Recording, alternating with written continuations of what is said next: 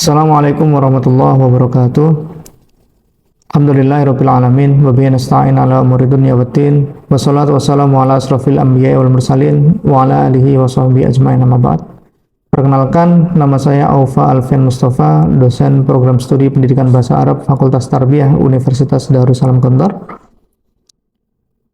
Kami saat ini memiliki konsentrasi akademik keilmuan, yaitu bahasa Arab dan kebudayaan. Hal ini didasarkan pada linearitas kualifikasi akademik dalam pendidikan yang telah dan sedang kami tempuh, yaitu S1 Pendidikan Bahasa Arab, S2 Kajian Timur Tengah dengan konsentrasi linguistik Arab. Kemudian saat ini kami sedang mengambil program doktoral pada bidang kajian Timur Tengah dengan konsentrasi linguistik Arab. Berdasarkan kualifikasi tersebut, kami ditugaskan oleh program studi untuk mengampu beberapa mata kuliah, yaitu ilmu lughal am atau ilmu linguistik, geografi dunia Arab dan Islam, bahasa Arab, TOEFL, dan metodologi penelitian bahasa Arab. Pada saat ini, kami akan memaparkan terkait rencana pembelajaran semester pada mata kuliah ilmu lughal am atau ilmu linguistik. Materi ini adalah materi pilihan yang diambil oleh mahasiswa PBA Unida Gontor dan diajarkan pada semester 3 dengan bobot SKS 2 SKS. Mata kuliah ilmu lughah am atau linguistik merupakan salah satu mata kuliah yang bersifat teoritis. Hal ini karena para mahasiswa mempelajari teori-teori dasar baik mikro ataupun makro linguistik. Mata kuliah ini dirancang untuk memberikan pemahaman mendalam terkait aspek-aspek dasar dalam studi kebahasaan. Ilmu linguistik adalah bidang yang mempelajari bahasa secara ilmiah, termasuk struktur, penggunaan, dan perkembangan bahasa dalam masyarakat. Melalui mata kuliah ini, mahasiswa akan mengeksplorasi berbagai komponen utama linguistik seperti fonetik, fonologi, morfologi, sintaksis, semantik, dan lain sebagainya. Mata kuliah ini juga merupakan fondasi penting bagi siapa yang tertarik terhadap studi bahasa, baik untuk tujuan akademik ataupun profesional. Dengan mata kuliah ini, mahasiswa akan memperoleh wawasan yang komprehensif tentang bagaimana mereka bahasa bekerja dan bagaimana kita dapat mempelajarinya secara ilmiah. Dalam mata kuliah ini, ada beberapa materi yang akan dipelajari, yaitu pembagian ilmu kebahasaan menurut linguis, aliran-aliran kebahasaan menurut linguis dalam bahasa Arab, perkembangan bahasa Arab klasik hingga modern, bahasa dan gender, pembentukan istilah-istilah baru, ilmu tata bahasa, fonologi dan dialektologi, semantik, leksikologi, komputasi linguistik, psikolinguistik, sosiolinguistik, dan linguistik historis serta linguistik pendidikan. Adapun CPL yang didapat oleh para mahasiswa setelah mengikuti materi ini adalah mahasiswa mampu menganalisis teori-teori pembelajaran bahasa dan linguistik secara komprehensif. Kedua, mampu memecahkan masalah di bidang perkembangan bahasa Arab dengan menggunakan linguistik Arab secara komprehensif dan integral. Sementara itu, capaian pembelajaran mata kuliah ilmu lughah am atau ilmu linguistik adalah mahasiswa mampu memahami teori-teori linguistik Arab. Kemudian yang kedua, mahasiswa mampu menganalisis teori-teori linguistik Arab. Yang ketiga, mahasiswa mampu mempelajari linguistik Arab untuk pemecahan masalah dalam pembelajaran bahasa Arab. Hal ini lebih khusus ke bahasa Arab, akan tetapi yang dipelajari secara umum seperti itu. Dalam melakukan penilaian, kami menggunakan beberapa model penilaian dalam mengukur pemahaman mahasiswa, yaitu kehadiran dan keaktifan di kelas 10%, tugas mingguan atau berbentuk responsi 20%, tugas terstruktur 30%, dan UAS 40%. Adapun mahasiswa juga dapat mempelajari materi-materi ini dengan menggunakan beberapa referensi.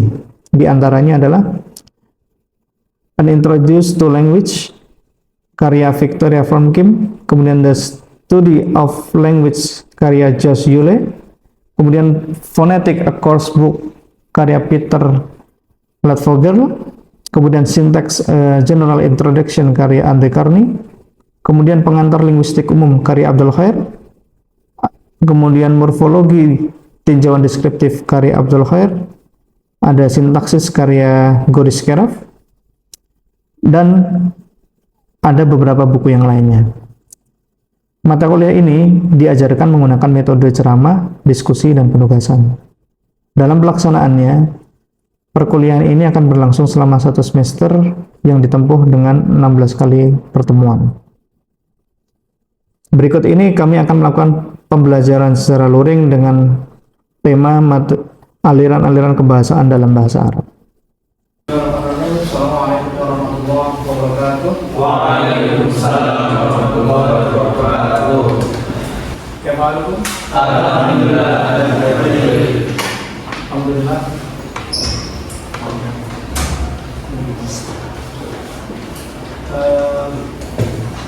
Di pertemuan sebelumnya kita membahas materi terkait pembagian ilmu linguistik pertama dalam bahasa Arab.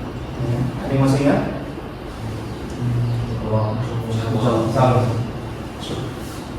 Berdasarkan keilmuannya atau berdasarkan pemikiran para ahli bahasanya, ilmu linguistik itu dibagi menjadi dua. Ada yang bisa menyebutkan apa saja itu? Ya, An-Nadhari wa Tatbiqi. An-Nadhari wa Tatbiqi.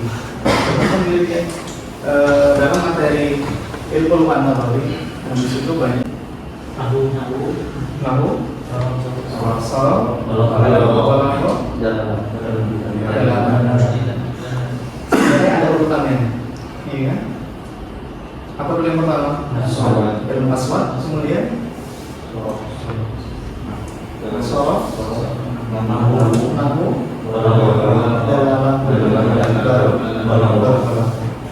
Nah, pada hari ini kita akan mencoba untuk belajar bersama terkait dengan aliran-aliran dalam bahasa Arab. Jadi secara umum bahasa itu dibagi menjadi dua, ada bahasa klasik, ada bahasa modern.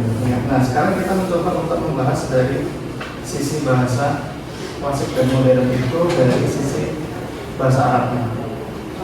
Ada yang tahu? Oke. Kalau dalam fikih kita sering mendengar al-madhahib, al-arba'a. Dalam bahasa Arab juga ada namanya al-madhahib, al-madhahib al-khamsah. Ada 5 aliran dalam bahasa Arab. Nah,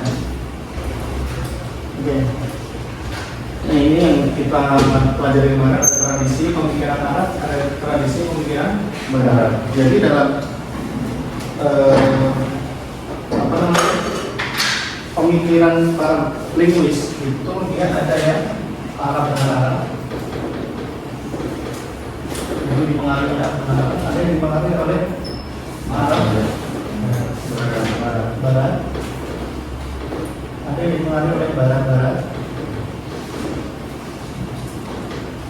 dan ada yang dipengaruhi oleh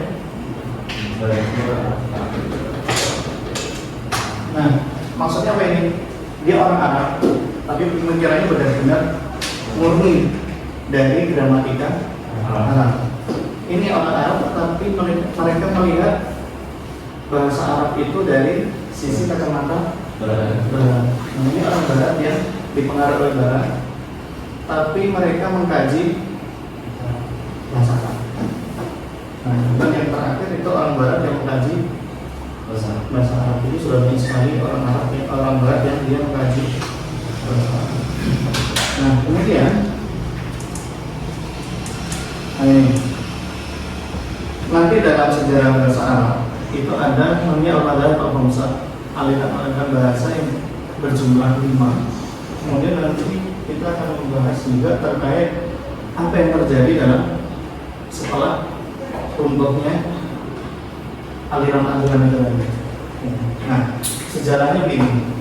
Jadi di Arab itu sejarah munculnya itu adalah karena adanya kesalahan gramatika. Jadi pengucapan, karena pengucapan bahasa Arab sehari-hari yang salah, sehingga orang yang diajak komunikasi itu juga salah dalam memahami. Yang kedua, ketika datangnya Islam, ada kesalahan dalam pembacaan Al-Quran. Jadi Al-Quran itu ketika Khulafaur Rasyidin sudah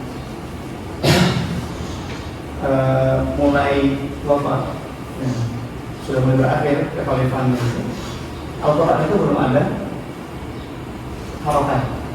Jadi ketika itu masih ada, hanya ada titik ini. Nah, untuk memahami Al-Quran perlu adanya harokat. Gitu ya. Kemudian adanya perumusan dasar yang yang difikirkan hasil pemikiran dari Ali bin Abi Thalib. Ada yang tahu apa itu pemikiran dasarnya? Ada yang masih ingat? Atau ada yang tahu? Pemikiran dasarnya adalah ini. Al-kalamu kulluhu ismun wa fi'lun wa harf. Terus apa lagi? Al-ismu wa madalla ala ismu wal fi'lu madalla ala harakat. Dan wal harf majalla bil ma'na laysa bi ismin wal fi'l. Nah, ini adalah dasar dari nahwu. Nahwu itu dari pijakan ini, kemudian layarnya nanti ada na'atul maqbu, ada idhofah, ada sifat wal mausuf dan sebagainya. Ini yang diucapkan hasil pemikiran Ali bin Abi Thalib yang diturunkan kepada siapa? Kepada Abu Aswad. Siapa itu Abu Aswad Ad-Duali? Penemu ilmu. Nah, kemudian ini ada fenomena tadi, fenomena munculnya tadi. Coba saya klasifikasikan ke dalam 3 ini tadi. Ada faktor agama, karena nanti tidak adanya titik tadi dalam Al-Quran dan tidak adanya harokat dalam Al-Quran. Kemudian ada faktor identitas. Nah, yang ini adalah aliran Basro dan aliran dalam Al-Madaya al-Khamsah. Ada Basro, Kufah, Baghdad, Andalusia dan Mesir. Nah, Baghdad ini yang merepresentasikan atau memformulasikan dalil dari Ali bin Abi Thalib. Itu Madhab Basro. Murid-murid dari Madhab Basro, mereka ada yang sependapat, ada yang berbeda pendapat, sehingga mereka membuat madhab baru, yaitu Salafiyah. Sampai ada Baghdad ini muncul karena adanya perbedaan antara Basra dan Kufah. Nah, di sini di Baghdad ini ada buku paling terkenal, namanya Al-Insaf fi Masailil Khilaf. Ada yang pernah baca? Oke, nanti saya kasih bukunya, teman-teman bisa menguraikan. Ya, Al-Insaf fi Masailil Khilaf itu isinya perbedaan-perbedaan yang mendasar antara Madhab Basra dan Kufah. Jadi sebenarnya 3 madhab terakhir ini adalah kegelisahan dari para pendahulunya yang di Basra dan Kufah ini. Jadi mereka gelisah, kenapa gramatikanya seperti ini, kenapa gramatikanya si kelompok ini seperti ini. Mereka gelisah, kemudian membentuk aliran baru. Kita bisa lihat di sini. Nah, ini periodisasi madhab Basra, Kufah, Baghdad, Andalusia. Dimulai dari abad pertama Hijriah. Ini Hijriahnya. Abad pertama Hijriah sampai abad ke-6. Kita lihat. Jadi hubungan antar ulama di setiap madhab itu masih tersambungkan. Jadi tidak ada madhab yang sudah runtuh baru muncul madhab baru, tapi ulama-ulamanya masih ada semuanya. Sampai terakhir madhab Mesir. Nah, di Mesir itu sampai sekarang ada. Yang Mesir itu berpegang teguh pada ini tadi. Pemikiran mereka masih dimulainya Arab modern atau Arab modern dimulainya tahun abad ke-14 dan 15 Hijriah. Dan nanti dibuktikan dengan apa? Dibuktikan dengan munculnya majami Luguriyah, pusat-pusat majma' lughur atau pusat-pusat bahasa di beberapa negara Timur Tengah. Yang pusat-pusat bahasa itu nanti yang akan menjamin keberlangsungan bahasa tersebut. Oke, ada pertanyaan?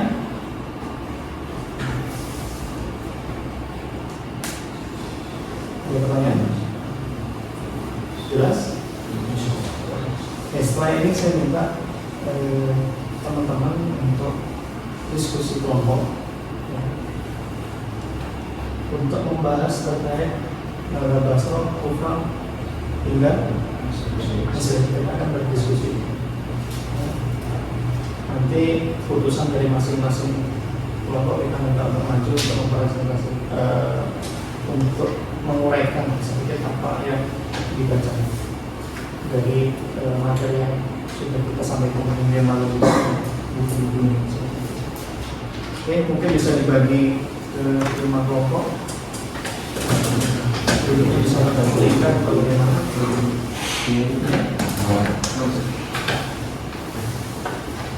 Kalau ada pertanyaan yang kurang jelas bisa ditanyakan.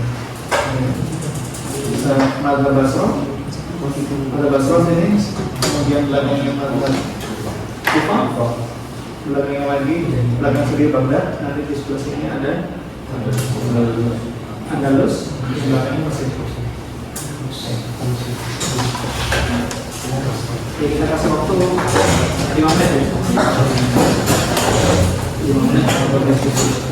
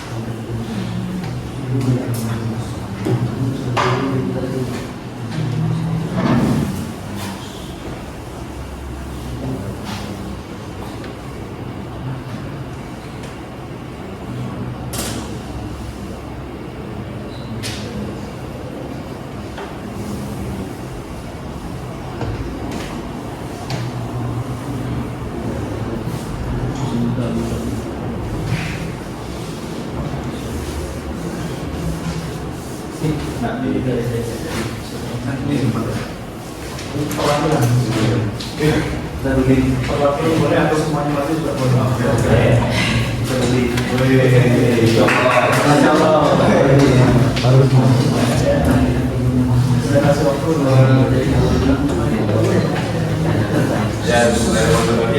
Kami dari kelompok Basro, yang dimana Basro ini merupakan kota perdagangan, ya, dan dia itu menjadi center of knowledge pada masa itu.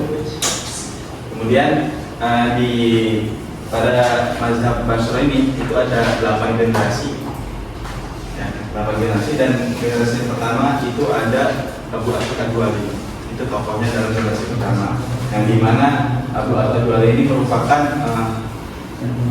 penemu ilmu nahwu, ya, sebagaimana yang saya ketahui. Nah, pada generasi pertama ini, itu awal mula menyusun gramatika tentang bahasa Arab. Kemudian di generasi kedua itu ada Yahya bin Umar, Nah, pada generasi kedua ini itu melanjutkan penyusunan gramatika dari generasi yang pertama. Itu. Kemudian yang ketiga ada siapa? Abdullah bin Abi Ishaq. Jadi beliau ini melanjutkan dari gramatika Arab seperti taklil, takwil dan kaidah-kaidah sebagainya,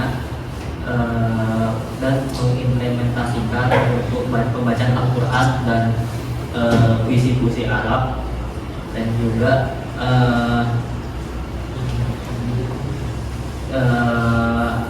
munculnya beberapa pendapat gramatika individual tentang pembacaan Al-Quran yang berbeda daripada ulama.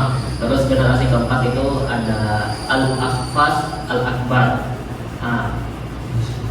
Pada generasi keempat ini mulai menggunakan gramatika sorab yang dipakai hingga sekarang. Terus juga ada pembatasan mengenai bab dalam gramatika dan sorab. Terus munculnya mizan sorfi untuk mengetahui kata dan huruf-huruf asli dan ziyadah. Terus di generasi keempat ini ada beberapa kitab, salah satunya ada Kitabul Uyun, Kitabul Ain, Kitab Ma'ani Al-Huruf, dan Kitab Al-Lafaz wa Tashkil. Terus generasi kelima itu ada Sibawayh.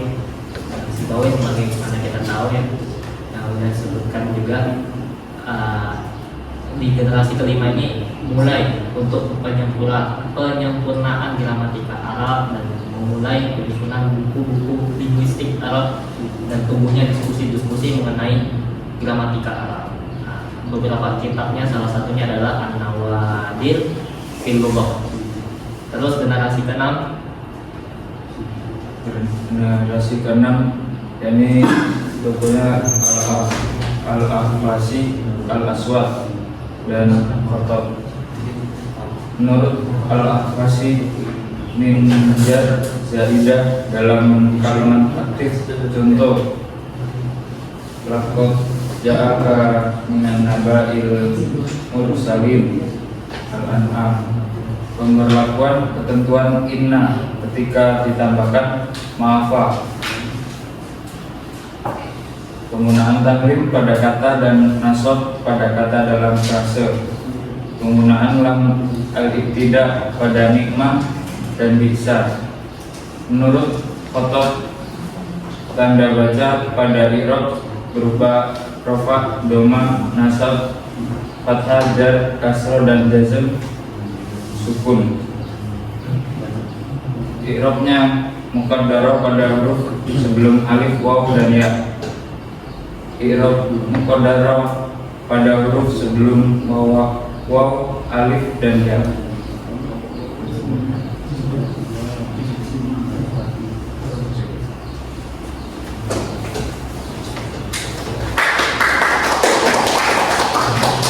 Ini mazhab Basrah ini mazhab yang klasis, jadi mereka meletakkan seluruh dasar-dasar mazhab. Ada dua karya fenomenal yang ada di mazhab Basrah. Apa itu?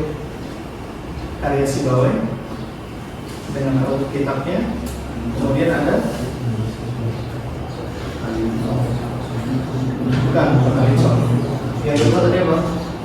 Di Basrah ini juga pertama kali ditemukan atau disusunnya mu'jam dalam Al-Quran. Apa yang mu'jam apa ya? Kitabul Quran. Nama mu'jam. Jadi mu'jam ini mu'jam satu-satunya yang disusun berdasarkan urutan makhraj hurufnya. Jadi bukan kalau sekarang kita lihat kamus bahasa alif batas saja urutannya. Nah dulu diurutkan dari makhraj terdalam. Apa itu? Ain. Makanya disebut dengan Kitabul Ain. Mungkin itu ada pertanyaan sebelum kita akhiri perkuliahan ini. Ada yang ditanyakan? Oke. Ya, dalam Madzhab Lughawiyah ini contoh dari Al-Insaf. Ya, jadi teman-teman bisa mencoba membaca buku Al-Insaf ini yang terkait dengan ikhtilaf dari madzhab apa tadi? Basrah. Oke. Jadi mazhab lugawiyah, kesimpulan dari perkuliahan pertemuan ini adalah mazhab lugawiyah itu merupakan mata-mata dasar untuk menghasilkan keilmuan bahasa yang lebih luas dan lebih kompleks lagi. Dari ilmu al-lughah an-nabawiyyah, al-lughah al-hasubi, komputasi linguistik kalau dalam bahasa Arab. Kalau sekarang kita kenal dengan korpus. Nah itu sebelumnya berawal dari sini. Gitu ya. Jadi mungkin kita akhiri pertemuan kali ini. Kita bertemu di pertemuan yang akan datang untuk membahas terkait pembentukan istilah dalam bahasa. Saya minta teman-teman untuk membaca rujukan yang sudah kita berikan kemarin, yang dibaca, kemudian nanti di akhir atau di pertemuan mendatang kita minta untuk berdiskusi sebagai bahan diskusi untuk pertemuan mendatang. Ini itu. Assalamualaikum warahmatullahi wabarakatuh. Waalaikumsalam. Demikianlah proses pembelajaran yang kami lakukan untuk materi ini. Semoga bermanfaat dan mendapatkan hasil yang terbaik. Assalamualaikum warahmatullahi wabarakatuh.